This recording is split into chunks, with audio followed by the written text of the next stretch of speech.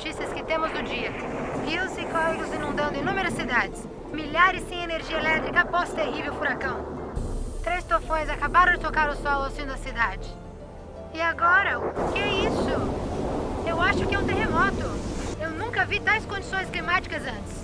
Busquem abrigo imediatamente.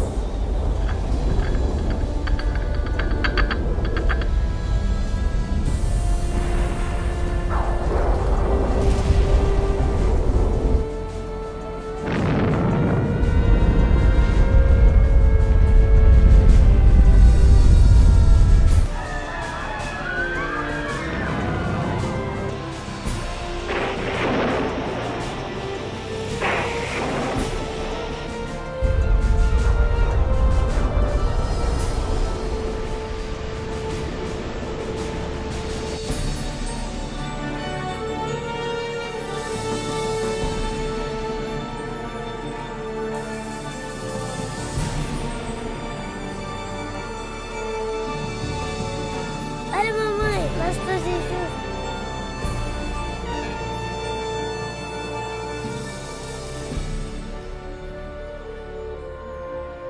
Os livros proféticos da Bíblia, conhecidos por muito tempo como mistério.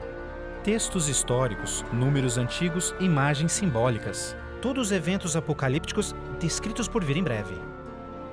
É realmente possível compreender o seu significado? O que é a marca da besta? Será, como dizem, um microchip de computador implantado sob a pele ou será algo mais insinuoso?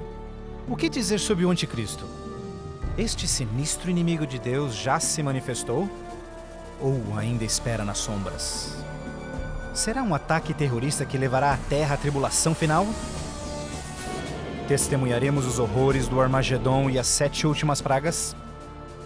O que necessitamos saber para evitar ser deixados para trás quando o Senhor voltar? Reconheceremos os últimos dias e saberemos o que nos espera?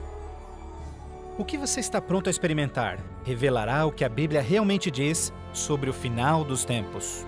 Junte-se a mim para juntos descobrirmos os incríveis fatos por trás dos eventos finais da profecia bíblica.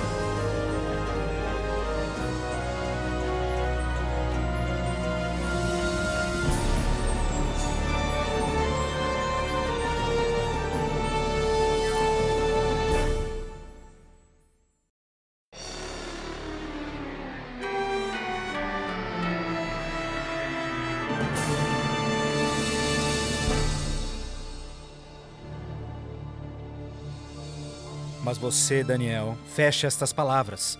Cele o livro até o tempo do fim. Muitos correrão dele e para ele, e a ciência se multiplicará. O fim do mundo realmente ocorrerá? Se for, quando? Esta é uma das mais importantes e misteriosas perguntas de todos os tempos. O profeta bíblico Daniel predisse claramente que ao final da história do mundo, nós veríamos um aumento dramático no conhecimento. Já aconteceu? Considere, por exemplo, como os meios de transporte mudaram dramaticamente em épocas recentes. Por 60 séculos, o meio mais rápido de transporte foi viajar a cavalo. Agora, viagens que demoravam meses são realizadas em minutos. Em uma geração, a revolução dos computadores trouxe mudanças tão radicais que nossos antepassados jamais imaginariam. Mas numa interpretação mais exata deste verso, é que o conhecimento a respeito dos livros proféticos aumentaria. E como predito, foi isso que aconteceu. Mas as profecias de Daniel não são as únicas na Bíblia que falam dos sinais do tempo do fim. O que mais pode estar escondido dentro dos antigos textos das Escrituras? E você ouvirá de guerras e rumores de guerras. Não te preocupes. porque todas estas coisas virão, mas passarão. Mas não é o fim ainda. Haverá fome, pestes, terremotos em vários lugares. Tudo isso será o começo das dores. Qualquer um pode ver em todo o mundo o quanto forças políticas e naturais têm tornado o nosso mundo moderno um lugar perigoso para se viver. Pense nisto.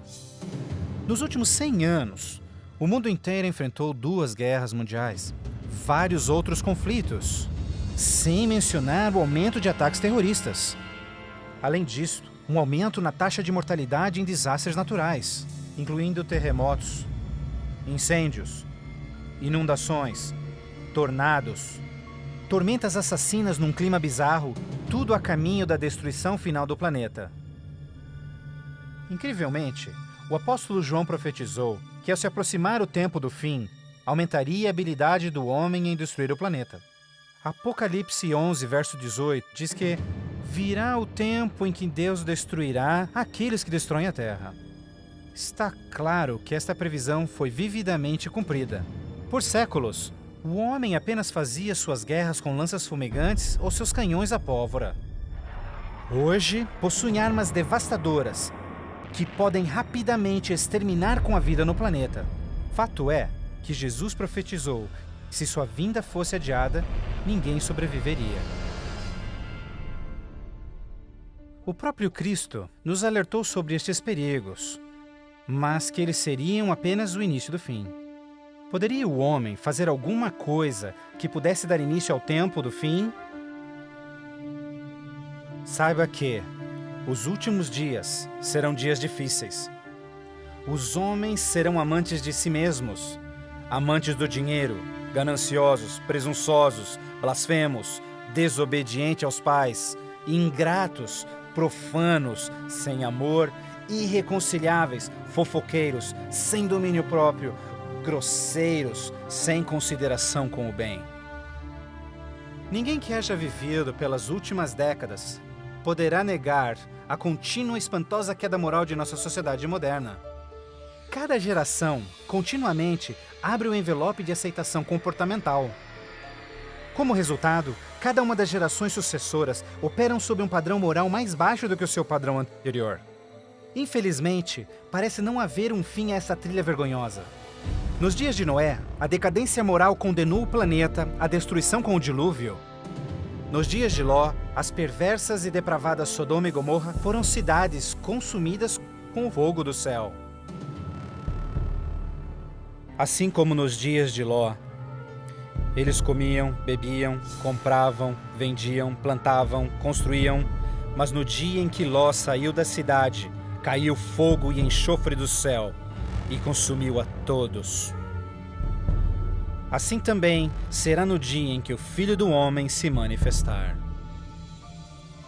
E em nossos dias, poderia ser incontrolável imoralidade e perversão novamente motivo para uma condenação vinda dos céus? Junto à imoralidade em nossa sociedade decaída, a Bíblia nos alerta que nos últimos dias haveria um dramático crescimento no espiritualismo e no ocultismo. Agora o Espírito diz terminantemente que nos últimos dias alguns abandonariam a fé, dando ouvidos a espíritos enganadores e doutrinas de demônios. A prática de comunicar-se com os mortos, extensamente proibida pelas Escrituras, tem amplamente sido aceitas inclusive em igrejas modernas.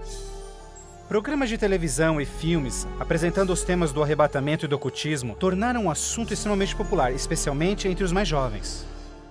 Apesar de todo este espiritualismo e incontrolável imoralidade, a Bíblia ensina que onde o pecado está em abundância, a graça está em superabundância. Portanto, uma grande notícia para os últimos dias, antes da volta de Jesus, foi a promessa de que as boas novas seriam anunciadas por todo o mundo. Então este evangelho do reino será pregado em todo o mundo em testemunha a todas as nações, então virá o fim. A então aparentemente insuperável missão de comunicar o evangelho aos 4 cantos da terra é uma rápida realidade. Com missionários, livros, fitas, transmissões via satélite e internet, o evangelho tem se espalhado rapidamente pelo mundo. A mensagem da salvação nunca antes foi tão amplamente divulgada como hoje. A Bíblia revela que estamos vivendo, obviamente, nos últimos dias. O aumento da ciência, instabilidade global, declínio moral, um explosivo interesse pelo ocultismo, todos testificam o tempo do fim. Os sinais do fim estão claramente se cumprindo, mas ainda mais, a Bíblia também nos alerta que entre as forças do bem e do mal, em última instância levarão o mundo ao conflito do Armagedon.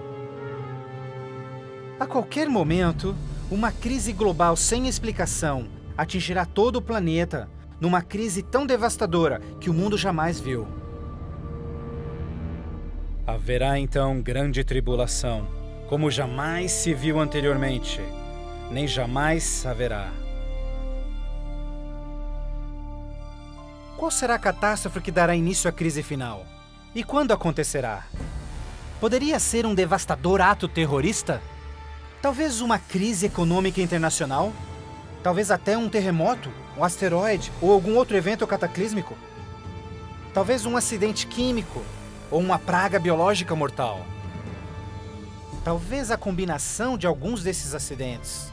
Mas mesmo a Bíblia não identificando o evento crítico exato, ela revela as dramáticas cenas que se seguem. Mais adiante você compreenderá mais sobre essas surpreendentes, chocantes eventos que muitos cristãos ainda não estão preparados.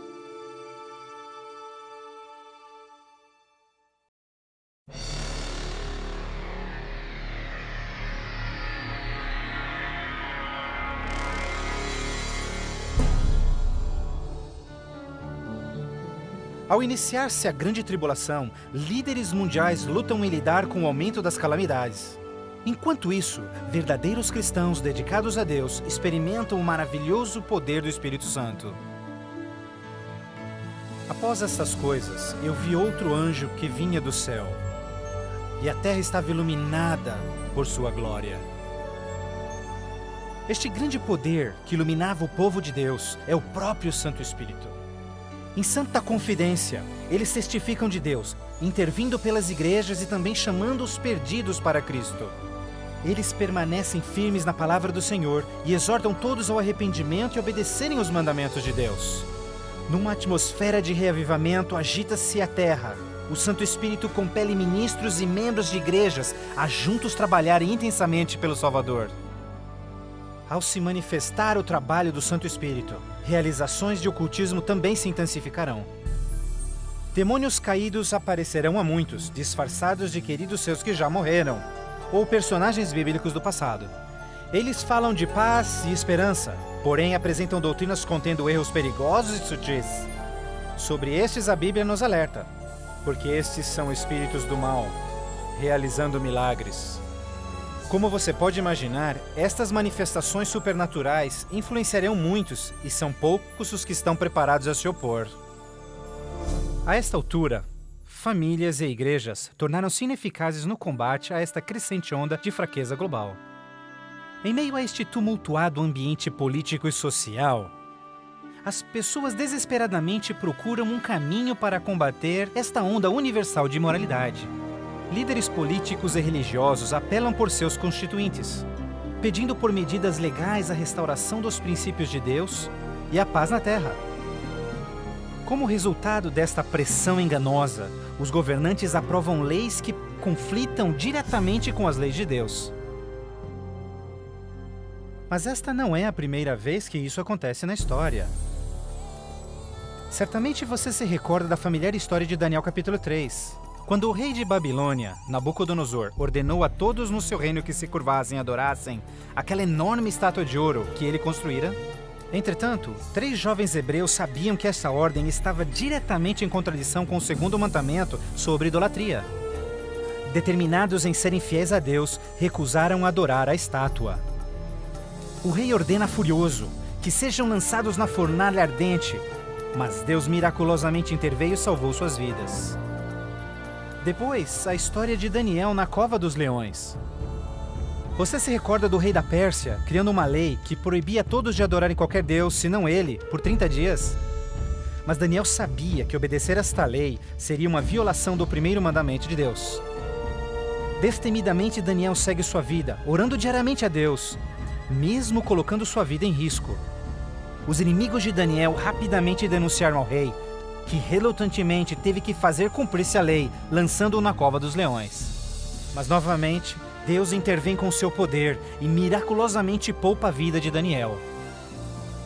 Da mesma forma, nos tempos do fim, Apocalipse prediz que o poder do mal obrigará governantes de todo o mundo a endossarem leis que definam como as pessoas adorarão a Deus. Estas leis irão aparentemente promover a moralidade, mas na realidade, elas preparam o mundo para aderirem à marca da besta e o anticristo. Porque falsos cristos e falsos profetas surgirão e farão milagres e sinais maravilhosos para enganar, se possível até os salvos. Durante este período de crescentes crises, quando o mundo estiver desesperadamente buscando alívio e procurando uma estabilidade global, a ajuda virá de uma forma surpreendente. Em várias partes, por todo o mundo, se ouvirá: Jesus voltou! Jesus voltou! Um radiante e carismático ser se diz o Filho de Deus. Um exército de jornalistas se amontoa para ver este que realiza milagres sobrenaturais. Eles o ouvem repetir as mesmas palavras que Jesus falou nas Escrituras. Este evento será transmitido ao mundo via satélite. Milhões serão enganados com esta aparição, como sendo cumprida a profecia de que todo olho o verá. Inúmeras religiões estão ansiosas na expectativa por um Salvador. Então este deslumbrante ser aparenta ser a resposta às suas orações. Mas a Bíblia nos alerta em 2 Coríntios que Satanás pode transformar-se num anjo de luz. Infelizmente, não será Jesus quem o povo receberá de braços abertos, mas sim Satanás, disfarçado como Filho de Deus. Fazendo isso, o mal será capaz de unir o povo em todo o mundo e reconfirmar seu falso sistema de adoração. Assim, o mal concretiza a maior fraude que jamais se viu sobre a raça humana.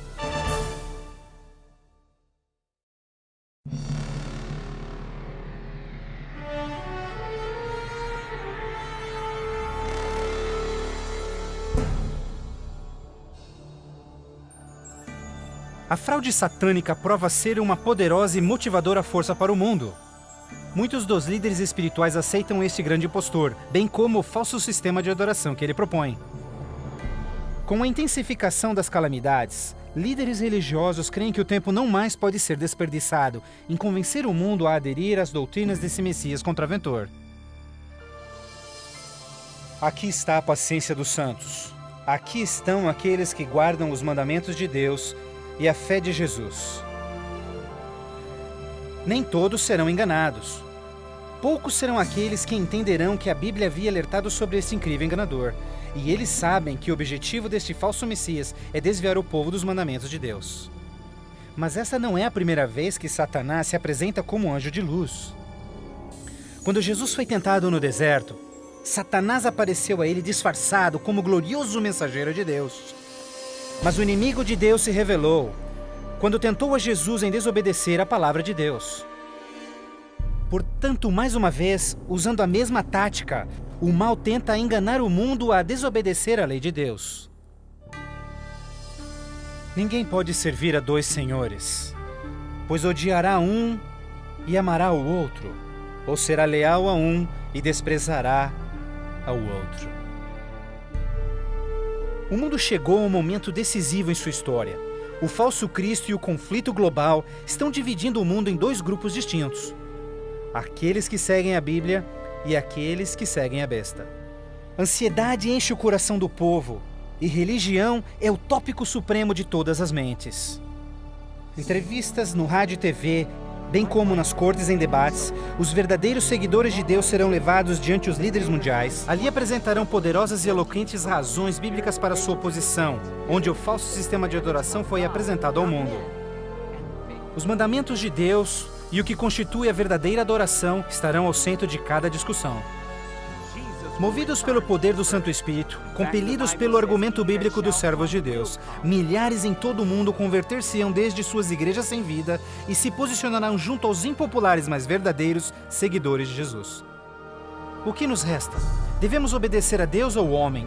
A tradição popular ou a escritura?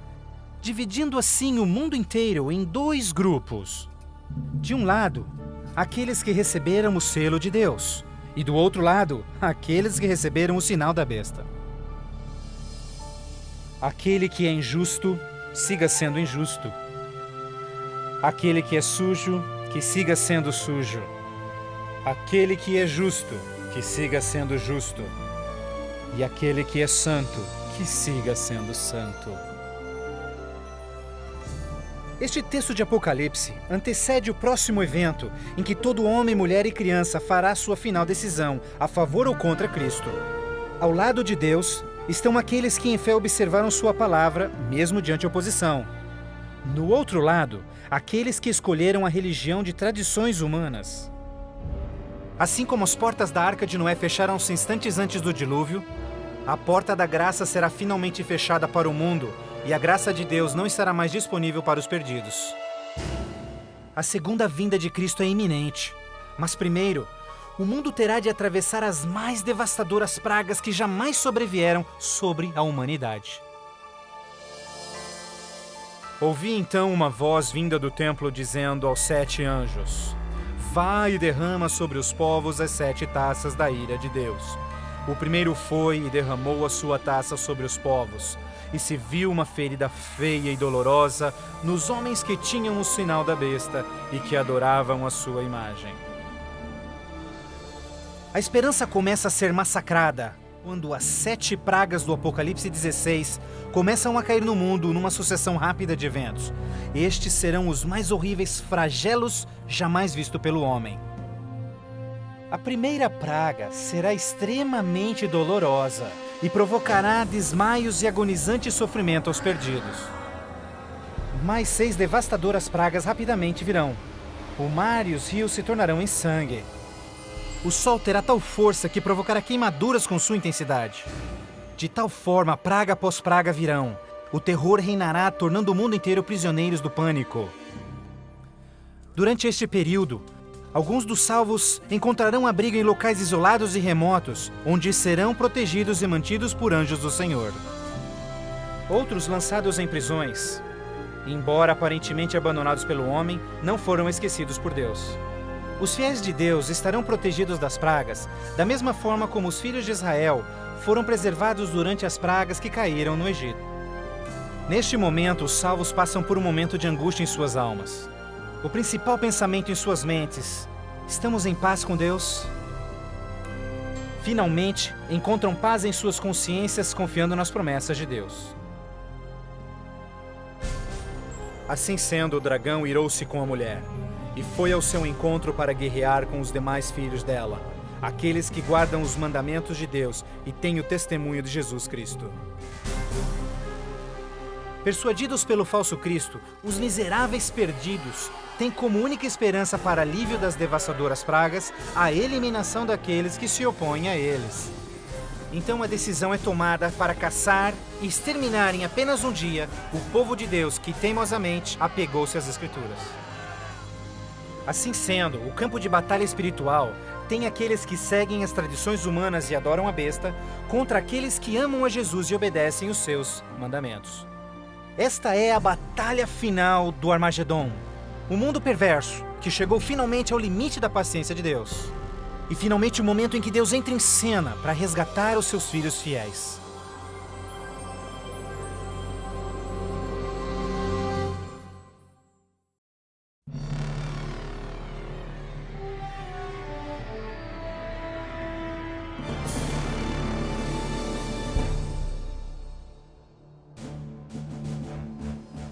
À meia-noite, o clamor foi ouvido. Aí vem o noivo. Na mais escura hora, a mais esperada esperança de todas as eras torna-se realidade. O comando da voz do próprio Deus é ouvido. Está cumprido! Aquela voz de trovão chacoalha os céus. Um imenso terremoto anuncia a aproximação do poderoso exército dos céus. Os filhos de Deus, há pouco sem cor e cansados, agora envoltos por um arco-íris, resplandecem diante de seus opressores. Suas faces brilham, ao contemplarem seu Redentor e o vasto exército de anjos que vieram para levá-los para casa. Atentem, porque ele está vindo nas nuvens do céu, e todo olho o verá, inclusive os que lhe transpassaram, e todos os povos da terra chorarão por sua causa. Como você já sabe, este não será um momento de êxtase secreto. Todas as pessoas do planeta testemunharão este maravilhoso evento, e muitos estarão aterrorizados.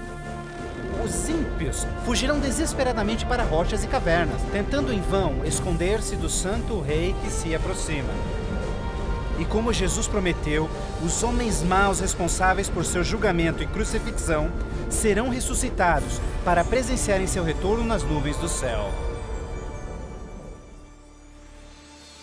Porque o Senhor, o próprio Deus, descerá dos céus, e como trovão, e com a voz do arcanjo, com o som de trombetas de Deus, os mortos em Cristo serão primeiramente ressuscitados. Um grandioso som de trombetas é ouvido pelos céus, e a poderosa voz de Deus chamará os santos que dormem no Senhor desde todas as épocas, dizendo: Despertem, despertem, despertem vós que no pó da terra dormem, levantem-se. Por toda a extensão do planeta, um exército de santos se erguerá do pó da terra. Despertarão cheios de juventude, glorificados e revestidos de imortalidade, sem nenhum traço de enfermidades ou defeitos. E aqueles que ficarem vivos nestes momentos finais serão também transformados. Num instante, receberão um novo corpo imortal. Os ímpios contemplarão em angústia todos estes incríveis sinais. Então nós, os que estivermos vivos, seremos todos levados junto deles nas nuvens para encontrarmos com o Senhor nos céus, e ali nós viveremos para sempre com o Senhor. Com o mundo inteiro em convulsão, os remidos voarão alto e serão erguidos acima da destruição. Eles voarão para a felicidade com o Senhor, junto às nuvens de anjos. Nem dor, nem pecado, nem tristeza jamais haverá. O véu que os separava de seu Deus é para sempre removido, e contemplam agora o seu Deus e seus anjos face a face. E naquele dia, o dia da destruição de Deus, será de uma extremidade da terra a outra, e não haverá nem pranto, nem ajuntamento, nem funerais. Eles serão todos como lixo sobre toda a terra. Aos que ficarem para trás, o caos reinará no planeta. Entre os furacões, os gemidos de demônios, os terremotos, oceanos ferventes, ilhas submersas. Densas e escuras nuvens despejam tempestades gigantescas de granizo. Os ímpios que sobreviverem a essas catástrofes, em breve serão destruídos pela presença da glória de Deus. Seus corpos espalhados pela terra despojada pelos eventos finais. Então, pela primeira vez desde a fundação da Terra, o planeta está completamente abandonado e sem vida. Apenas Satanás e seus anjos caídos restarão como resultado de sua rebelião.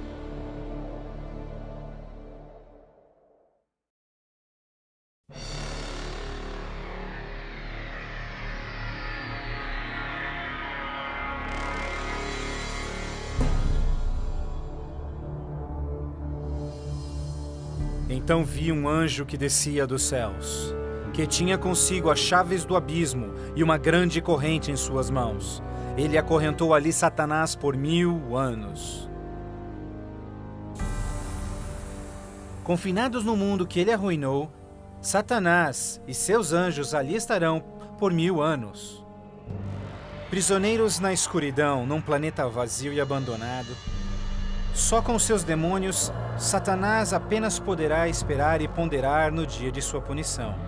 Por toda parte ele contempla cidades destruídas, florestas queimadas e ossos secos, tudo resultado de sua guerra com os céus.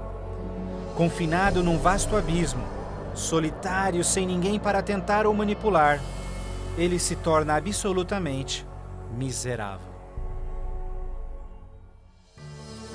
Então vi tronos, e eles se sentavam neles, e o julgamento era comissionado a eles, E eles viveram e reinaram com Cristo por 1000 anos. Enquanto Satanás pensa em seu destino, os remidos desfrutam sem palavras as alegrias dos céus. Cada um deles conhece então o seu anjo da guarda, que responde a cada uma de suas perguntas sobre as suas vidas. Então Deus, num ato de revelação absoluta, os convida a participarem como juízes, abrindo diante de si os registros dos que se perderam. Os remidos, neste momento, têm a oportunidade de entenderem por que algumas pessoas que esperavam ver ali não completarem a jornada. Os pensamentos dos ímpios são agora vividamente expostos e o véu é removido, revelando as batalhas espirituais que se levantaram por salvar-se-lhes as almas. Inclusive as ações e motivos dos anjos caídos se farão nítidas. O aberto e transparente caráter de Deus neste assunto é extraordinário. Como o apóstolo Paulo descreve em 1 Coríntios 6, verso 2, os salvos participarão no julgamento dos ímpios. Antes que um único pecador receba sua punição final, seus registros serão cuidadosamente revisados por seus conterrâneos, os quais entendem e sabem das lutas na vida na terra. Todas as palavras e atos dos ímpios serão pesados ante a palavra de Deus. A justiça de sua sentença é confirmada e o grau de sua punição determinado. Finalmente, ao final dos 1000 anos, Jesus e os remidos preparam-se para o seu retorno à terra. O tempo é chegado para Satanás, seus anjos e os perdidos, quando enfrentarão as últimas consequências por seus atos. Em breve, os mansos herdarão a terra. Mas primeiro, Deus executará a fase final de seu julgamento e extinguirá o pecado do universo.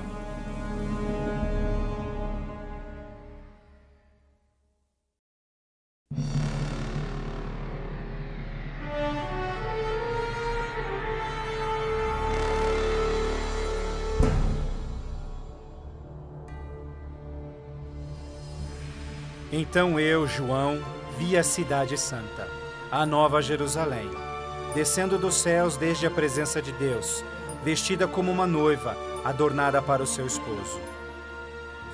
Após os 1000 anos sabáticos no céu, Cristo e os remidos, com a Nova Jerusalém, voltam à terra. Ao se aproximar a cidade do planeta desolado, Jesus comanda que os ímpios voltem à vida desde o pó da terra. Ao seu comando, os ímpios de todas as épocas e lugares ressuscitam, da mesma forma como morreram, e ali estão diante de Deus.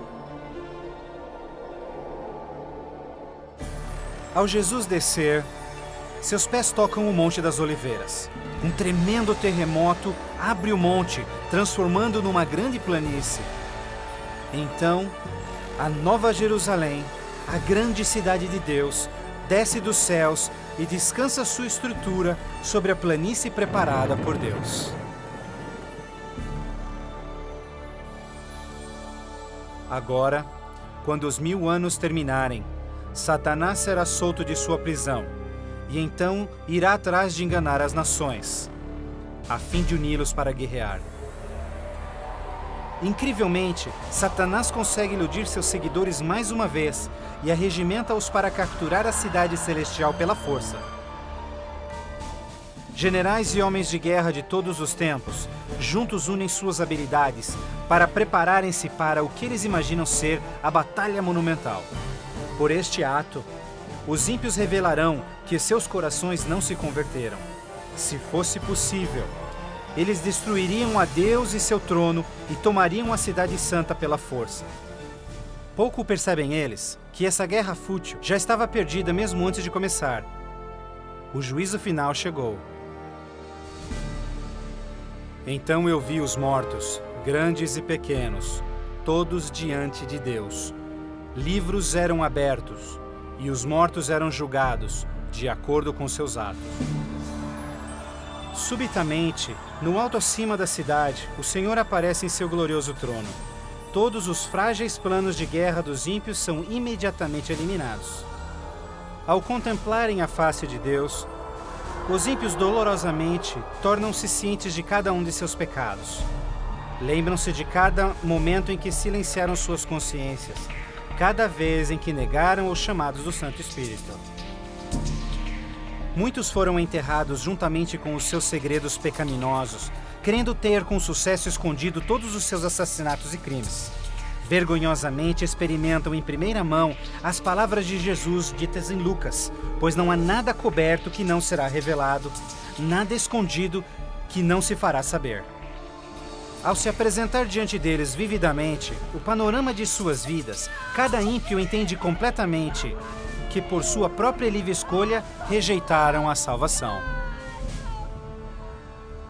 Tragicamente, a paz e alegria dos que estiverem na cidade nunca será desfrutada pelos ímpios. Com sentimento de desespero e sem esperança, são varridos e deixados sem palavras. Os rebeldes não podem negar a justiça de Deus, declarando-se culpados. Em uma só voz clamam: justo e verdadeiro são os teus caminhos, ó Rei dos Santos. E caindo prostrados, eles adoram o Príncipe da Vida. Eles subiam aos cantos da terra e cercaram o acampamento dos santos. Então caiu fogo do céu desde Deus e os consumia. Finalmente, o tempo de encarar as consequências irreversíveis de suas ações. Sem nenhum aviso, fogo e enxofre caem do céu. A terra se fende e fogo brota desde cavernas subterrâneas. Enquanto o inferno engole os ímpios, os justos estão a salvo e em segurança dentro dos portões da Nova Jerusalém. Cada pecador é punido de acordo com os seus pecados. Os com poucos pecados são destruídos rapidamente, enquanto os culpados de horríveis pecados contra a humanidade sofrerão mais. Satanás, o instigador de todos os pecados, será forçado a sofrer muito mais. Para Deus, a punição dos ímpios é um ato doloroso, mas é algo que a sua justiça demanda. O salário do pecado é a morte. Na cruz, Jesus sofreu a punição final no lugar de todos os que aceitaram o seu sacrifício.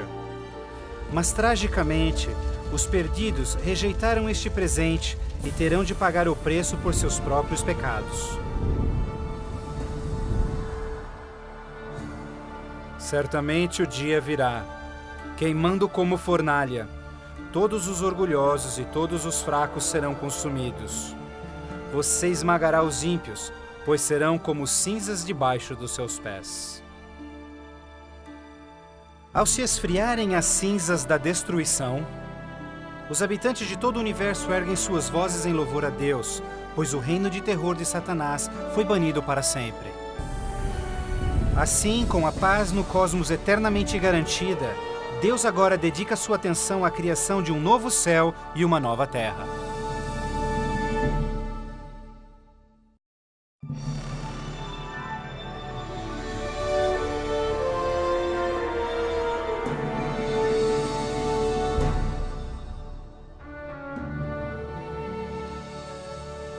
Vejo então um novo céu e nova terra, pois o primeiro céu e a primeira terra já passaram. Após a purificação da terra com fogo, o Senhor retoma seu miraculoso e maravilhoso ato de recriação. E pelo poder de sua palavra, a terra é restaurada à forma de seu lindo Éden. Ao seu comando, um lindo e verdejante carpete de grama cobre o planeta. Outro comando, terra e água voltam à vida. Incontáveis, complexos e magnificentes criaturas de todas as espécies pacificamente exploram um novo paraíso. A vigorizante atmosfera é pura e doce. A terra torna-se uma grande vitrine de criativa genialidade. E Deus enxugará as lágrimas de todos os olhos. E não haverá mais morte, nem sofrimento, nem pranto.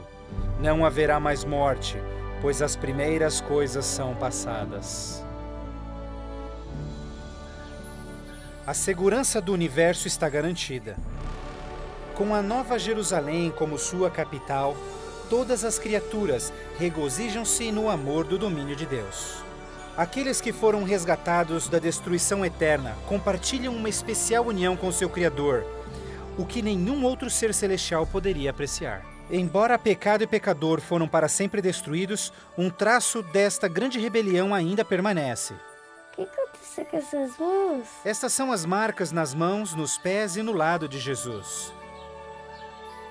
Ao passarem-se os dias inesquecíveis da eternidade, todas as memórias tristes e dolorosas se dissipam na glória brilhante e esplendorosa dos céus.